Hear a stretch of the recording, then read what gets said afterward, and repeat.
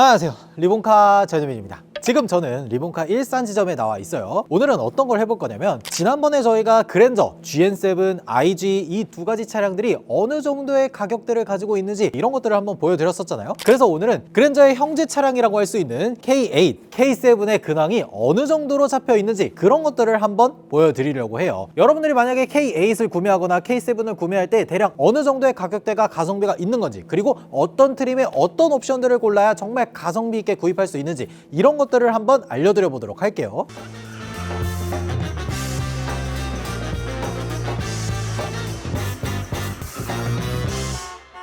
일단 제 옆에는 K8, 그 중에서도 하이브리드 모델을 가지고 나왔습니다. 준대형급 이렇게 올라가면 올라갈수록 일반적으로 내연기관을 구매하는 비율보다는 하이브리드를 구매하는 비율이 높다 보니까 하이브리드를 먼저 보도록 할게요. K8도 페이스리프트 이후 버전과 이전 버전 이 두 가지로 나뉘어져 있는데, 신형은 솔직히 지금 당장 가성비를 논하기에는 나온 지가 얼마 안 돼서 그거를 조금 가져오기는 좀 그랬고, 좀 가성비가 있다라고 생각하는 페이스리프트 이전 버전부터 한번 보도록 하겠습니다. K8은 뭐 디자인 뭐 이런 걸 다 떠나서 제일 먼저는 색상부터 얘기를 좀 해야 돼요. 저는 개인적으로 이 K8의 페이스리프트 이전 모델은 검정색이나 그레이 색상 이 두 가지 모델 중에서 고르는 걸 저는 추천을 드려요. 흰색을 고르면 그릴에 있는 요 부분이 헬레이저 보면은 얼굴에 이런 막 핀 같은 걸 꼽고 막 이렇게 나오잖아요. 약간 그런 느낌이 들어서 저는 개인적으로 K8은 요 검정색이나 회색 요 두 가지 중에 고르는 게 제일 좋아 보여요. 뭐 초록색도 있고 뭐 여러 가지가 있는데 그렇게까지 추천을 하고 싶은 색상은 아닙니다. 그리고 이 외관에서 봤을 때 이 차량에 어떤 옵션들이 들어가 있는지 그런 거를 봐야 되는데, 여기 앞에 봤을 때 이렇게 카메라가 들어가 있는 것들을 체크를 해야 되고, 아래쪽으로 봤을 때 스마트 크루즈 컨트롤을 위한 요 레이더 센서가 들어가 있는지 요 두 가지를 반드시 확인을 해야 됩니다. 저 두 가지가 들어가 있을 때 이 차량이 최소한 노블레스 트림 정도는 되겠구나 라는 것들을 알 수가 있기 때문이에요. 제가 자동차를 추천드릴 때 여러 번 이야기를 하지만 요 정도 옵션은 좀 들어가 있으면 좋겠다 라고 얘기하는 것들이 있잖아요. 그 최소한의 기준이 노블레스 트림입니다. 노블레스 라이트 버전을 선택하게 되면 빠지는 옵션도 워낙 많고 선택할 수 있는 선택 옵션도 많이 없어지거든요. 그렇기 때문에 저는 어지간하면 이렇게 노블레스 등급까지 올라오면 좋은데, 아까 봤던 것 중에 카메라는 노블레스 등급까지 올라왔을 때 기본적으로 들어가는 옵션이고, 스마트 크루즈 컨트롤을 위한 이 레이더 센서는 드라이브 와이즈라는 옵션을 넣었을 때만 들어가는 옵션입니다. 요즘 같은 시대에는 대부분의 자동차들이 스마트 크루즈 컨트롤을 기본 옵션으로 깔고 가지만, 이 K8이 나왔던 한 2021년도 이때쯤에는 스마트 크루즈 컨트롤이 가장 높은 트림 시그니처 등급까지 올라간다고 하더라도 기본으로 들어간 게 아니었어요. 그렇기 때문에 내가 구입하려고 하는 K8에 스마트 크루즈 컨트롤이 들어가 있는지는 저 아래쪽에 레이더 센서를 보면 확인을 할 수가 있는 겁니다. 그리고 측면에서도 한번 보면요, 측면에서 봤을 때 제일 먼저 볼 수 있는 거는 요 휠을 보시면 돼요. 기본적으로 노블레스 라이트, 노블레스 이 두 가지 트림은 17인치 휠을 씁니다. 근데 지금 여기 보면 요 휠이 18인치라는 걸 볼 수가 있죠. 타일 옵션 뭐 이런 것들을 넣게 되면은 휠 인치수가 18인치로 올라갑니다. 그래서 이런 것들을 꼭 확인을 해야 되고요. 그리고 뒤쪽에서도 한번 보면요, 뒤쪽에서 볼 수 있는 것들 중에 하나는 요 하이브리드 배지가 붙어 있는지 이런 것들을 확인을 해야 돼요. 그 다음으로 중요한 것 중에 하나는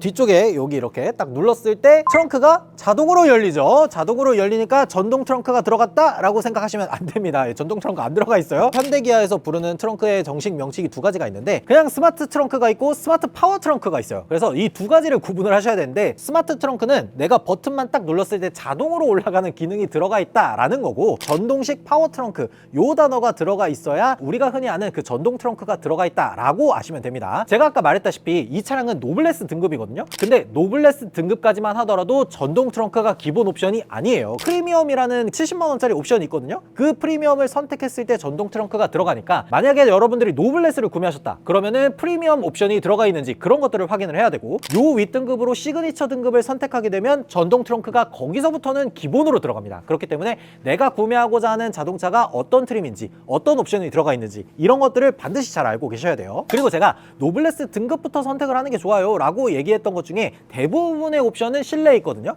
그것도 한번 보여드리도록 할게요. 실내에서 들어왔을 때 최소한 노블레스 등급까지는 올라오는 게 좋다라고 말씀을 드리는 게, 기본적으로 요 디스플레이가 바로 들어갑니다. 노블레스 라이트를 선택하게 되면 12.3인치가 두 개가 안 들어가거든요. 그래서 저는 어지간하면은 노블레스 트림까지 올라오는 걸 좀 추천을 드리고, 그 다음에 중요한 게 후진 기어를 넣었을 때 때 어라운드 뷰가 기본으로 들어갑니다. 이거는 진짜 중요한 옵션이에요. 그리고 한 가지 더, 지금 여기 보면 조수석까지 통풍 시트가 들어가 있잖아요. 노블레스 라이트에서는 운전석 통풍 시트만 기본으로 들어가지 조수석 통풍 시트가 기본 옵션이 아닙니다. 근데 노블레스 등급부터는 요 조수석 통풍 시트까지 같이 들어갑니다. 그리고 또 추가로 볼 수 있는 것들 중에 하나는 핸들 왼쪽 부분에 앞차와의 차간 거리를 조절하는 요 버튼이 있습니다. 요게 들어가 있으면 스마트 크루즈 컨트롤을 위해서 110만 원 정도 되는 드라이브 와이즈를 골랐구나 라는 것들을 알 수가 있는 거예요. 근데 이제 K8이 사실 신형으로 바뀌면서 예전에는 2.4 자연흡기 엔진에다가 모터를 더해서 하이브리드를 구성을 했다면 이 차량부터는 엔진도 1.6L 터보로 바뀌면서 이 구성 자체가 완전히 많이 달라졌어요. 그러면서 동시에 전자제어 서스펜션이 들어가기 시작했어요. 그래서 자동차 설정 부분에 들어가서 보면 서스펜션의 노멀, 스포츠 이 두 가지를 변경할 수 있는 차량은 전자제어 서스펜션 옵션이 들어가 있다 라는 것들까지 확인을 할 수가 있는 거예요. 제가 봤을 때 솔직히 전자제어 서스펜션까지는 조금 과하고, 노블레스 트림에서 반드시 필요하다라고 생각하는 거는 드라이브 와이즈, 요거는 반드시 들어가 있어야 되고요. 시트 옵션이 들어가 있으면 좋겠다 라고 하면은 컴포트까지는 들어가야 되고요. 전동 트렁크나 이런 것까지 원한다 그러면 최소한 프리미엄 옵션까지 들어가 있는 차를 고르는 게 좋아 보여요. 그래서 정말 중요한 거는 요 K8 하이브리드가 지금 어느 정도 가격과 성비를 가지고 있는지, 그게 진짜 중요하잖아요. 노블레스 등급 기본적으로 선택을 하게 되면 한 4천만 원 정도가 되고, 드라이브 와이즈라든지 스타일이라든지 컴포트라든지 이런 옵션들이 들어가서 신차로 출고될 때만 하더라도 세제 혜택이나 이런 것들을 다 받은 기준으로 했을 때 한 4,500만 원이 좀 넘는 그런 자동차였습니다. K7일 때만 하더라도 그렇게 비싼 차가 아니었는데,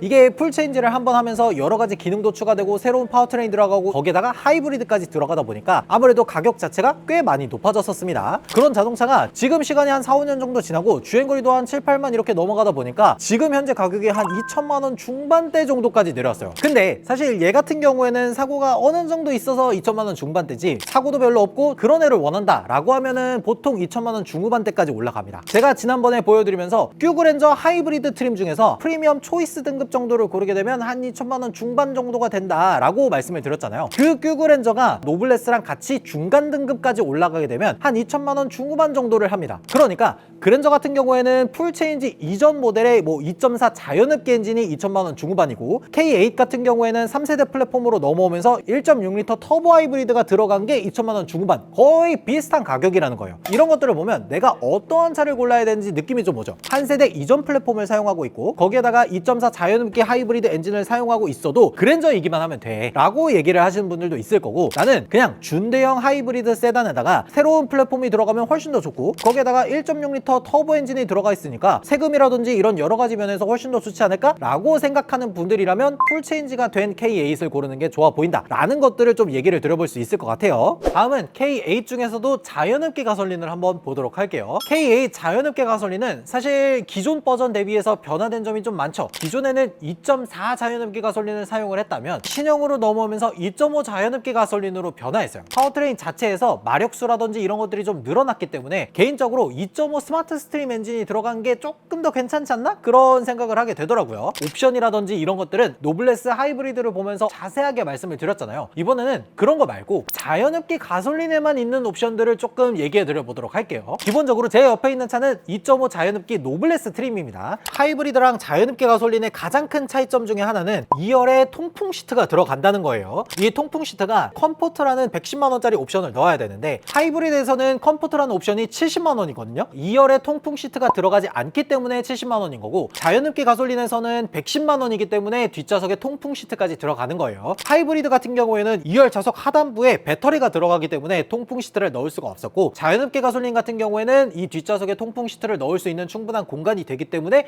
여기까지 들어간 겁니다. 그리고 완전 뒤에서 확인할 수 있는 것 중에 하나는, 지금 이 차량 같은 경우에는 2.5 자연흡기 가솔린이기 때문에 사륜구동이 들어가 있지 않은데 3.5 가솔린 같은 경우에는 사륜구동 옵션을 선택할 수가 있었어요. 근데 정말 중요한 거는 이 2.5 자연흡기 가솔린이 어느 정도 가격대의 근황을 가지고 있는지, 그런 것들이 정말 중요하잖아요. 제 옆에 있는 이 2.5 자연흡기 가솔린의 노블레스 트림만 하더라도 신차가가 옵션 이것저것 포함해서 4천만 원이 조금 넘었었던 그런 차량이에요. 그런 차량이 지금 한 4, 5년 정도 시간이 지나고 주행거리도 좀 있다 보니까 지금 현재 가격이 2천만 원 초중반 정도 대까지 내려왔습니다. 아니 주행거리가 이렇게 긴데 감가가 이거밖에 안 됐어? 더 돼야 되는 거 아니야? 라고 생각하실 수 있는데 그렇게 될 수가 없습니다. 왜 그러냐면 K5나 소나타나 이런 차량들이 보통 이 정도 연식에 이 정도 주행거리를 가지고 있을 때 1,000만 원 후반이거나 2천만 원 초반 정도에 해당하는 가격을 가지고 가지고 있습니다. 그러다 보니까 그것보다 한 급 더 높고 옵션도 많이 들어가 있는 K8이 그 밑으로 가격이 떨어질 수가 없는 거예요. 그래서 K8 같은 준대형 세단은 12만 13만 이렇게 넘어간다고 하더라도 1000만 원대까지 내려가기가 솔직히 조금 어려워요. 그러다 보니까 연식이 좀 괜찮으면서 주행거리도 좀 낮은 그런 K8을 보고 싶어 라고 하는 분들이라면 못해도 2천만 원 중반까지는 생각을 해야 되고, 비슷한 노블레스 트림인데 나는 하이브리드가 들어가면서 연식, 옵션, 주행거리가 다 괜찮았으면 좋겠어, 그러면 2천만 원 중후반까지 생각을 해야 되기 때문에 자연흡기 가솔린하고 하이브리드의 가격 차이가 못해도 한 400만 원 정도는 차이가 난다 라는 것들을 감안하고 구매를 하시면 좋을 것 같아요. 신차가 기준으로 봐도 하이브리드랑 그냥 자연흡기 가솔린이 한 400만 원 정도 가격 차가 나기 때문에 중고차에서도 요 정도 가격 차가 난다는 거, 요런 것들은 알고 계시면 좋을 것 같아요. 그리고 마지막으로 K7도 한번 보면요, K7은 K8 이전 2015년부터 2021년 요 사이까지 판매가 됐었던 그런 모델입니다. 그 중에서도 K7은 기존형이 있고 프리미어형이 있어요. 페이스리프트 이후 모델인데 그 뒤에다가 단어 하나를 더 붙여서 K7 프리미어라는 자동차로 된 거예요. 그 특징 중에 하나가 일단 그릴이라든지 헤드램프라든지 이런 것들이 바뀌었는데, 기아래를 보면 요 아래쪽으로 깔리면서 요렇게 그릴 안으로 들어가는 형상을 하고 있는데, 페이스리프트 이전 모델 같은 경우에는 여기서부터 시작해서 번개 모양으로 들어갑니다. 그리고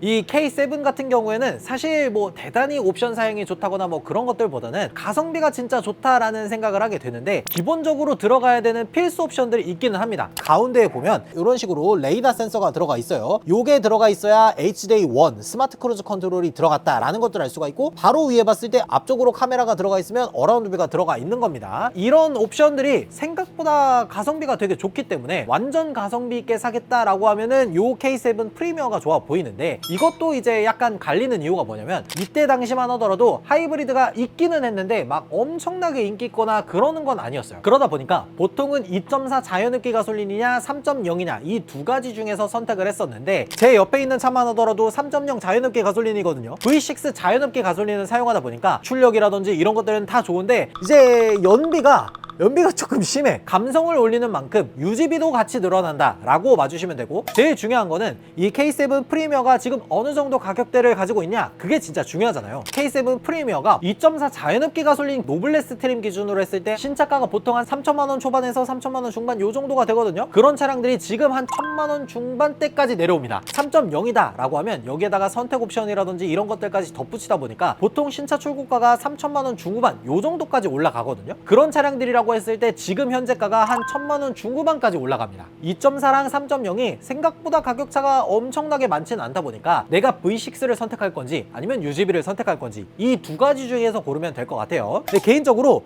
앞모습만 놓고 봤을 때는 K8보다 K7이 조금 더 예쁜 느낌이 드는 것 같기는 한데, K7 오랜만에 보니까 왜 이렇게 예쁘게 생겼지? 오늘 이렇게 K8, K7 이 두 가지 차량이 어느 정도 가격대의 근황을 가지고 있는지 이런 것들을 한번 쭉 알아봤는데요. 가장 매력적인 차량을 꼽아보라 라고 하면은 저는 제 옆에 있는 이 K8 노블레스 요 정도가 가장 매력적인 차량이지 않을까 그런 생각을 했습니다. 비슷한 가격대인 큐그랜저는 HDA1 요 정도에 해당하는 스마트 크루즈 컨트롤이 들어가 있는데, 요 K8부터는 HDA2 버전에 해당하는 스마트 크루즈 컨트롤이 들어가 있거든요. 그런 것들부터 해서 새로운 엔진, 새로운 파워트레인 이런 것들이 적용되다 보니까 저는 개인적으로 K8이 훨씬 더 나은 것 같은데, 여러분들이라면 오늘 보여드렸던 K8, K7 이 중에서 어떤 선택을 하실지 댓글로 달아주시면 좋을 것 같습니다. 지금까지 저는 리본카 전현민이었습니다. 감사합니다.